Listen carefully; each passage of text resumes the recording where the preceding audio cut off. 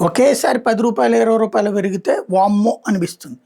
అలా కాకుండా దశల వారీగా అప్పుడు రూపాయి, అప్పుడు రూ. 2, అప్పుడు రూ. 3 పెరుగుతూ ఉంటే ఆ రూపాయే కదా పెరిగింది ఇవాళ అంటారు. ఆ తర్వాత మనకి తెలుస్తుంది.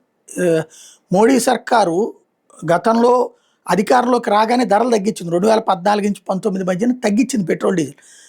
మన్మోహన్ సింగ్ దిగిపోయే నాటికి రూ. 87 ఉన్నటువంటి పెట్రోలు ఆ తర్వాతనే రూ. 74 దాకా వచ్చింది.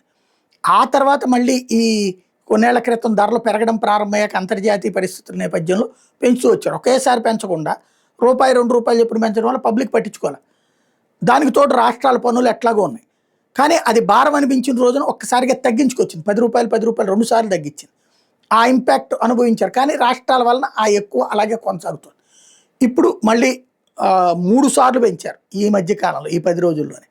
మొన్న రూ. 3 తర్వాత రూపాయి, తర్వాత రూపాయి, రూ. 5 పెరిగినట్టు.